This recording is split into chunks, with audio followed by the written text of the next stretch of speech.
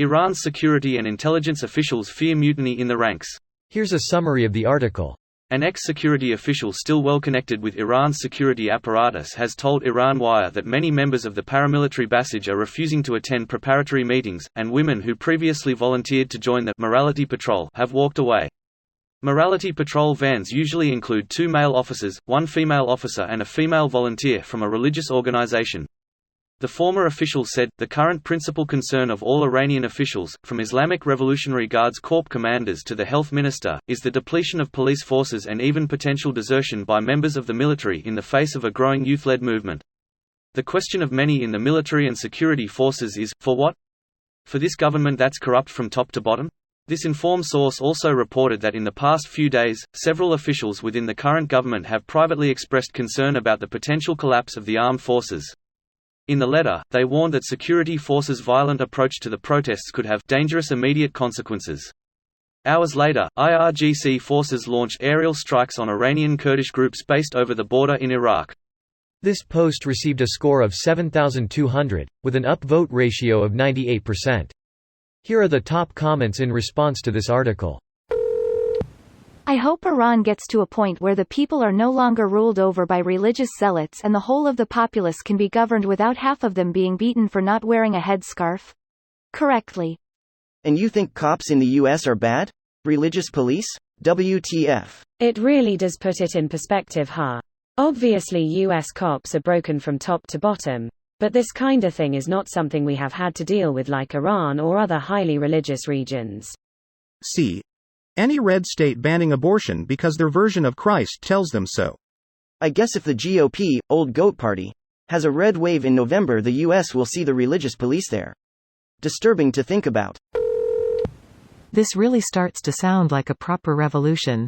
Persian Spring is actually during the autumn. The Institute for the Study of War reported yesterday that they think the supreme leader is incapacitated, at least temporarily, and that the apparatus of the regime seems to be preparing for succession. It is an interest comment. The protests have been ongoing for nearly 2 weeks now. Why hasn't Khamenei made an appearance regarding these protests? Usually leaders would appear and make a call for at least peaceful protesting. Unless he doesn't want to give the protests legitimacy by acknowledging them. He's currently in hospital according to rumors. The announcement of his death will only bolster the protests. The IRGC and mullahs must be really uneasy right now. Greater than he's currently in hospital according to rumors. Putler must have gave him some tea in appreciation of the drones. This makes no sense, man. Iran is only an ally of Russia largely because their governments are of the same authoritarian bend. A revolution in Iran holds the possibility of a pro-Western government emerging. Even if that weren't the case, instability within one of Putin's only semi-reliable allies is not good for him. While I'm inclined to agree with you, let's not underestimate the good old rage quit. Good. Let the hate flow through you. An ancient civilization like Persia, that has been the most advanced in the world at multiple stages in history, has no reason to be a backwater. Overthrow the tyrants, and join the modern world. An economically, politically progressive Iran would be a regional powerhouse. As we were before 1979. Even Israel was small potatoes compared to Iran at the time. It was not a progressive place in the 70s. It was a military dictatorship run by oligarchs, worse than Russia is today. With a huge poor class that were uneducated and neglected. Human rights abuses were rampant, and the US and UK helped build that regime and maintain it that way, so that their corporations could profit from Iran's resources.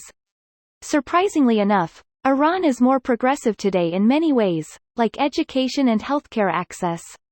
It is much more regressive in other ways, like the theocratic government, and human rights aren't any better under this batch of assholes than under the previous one.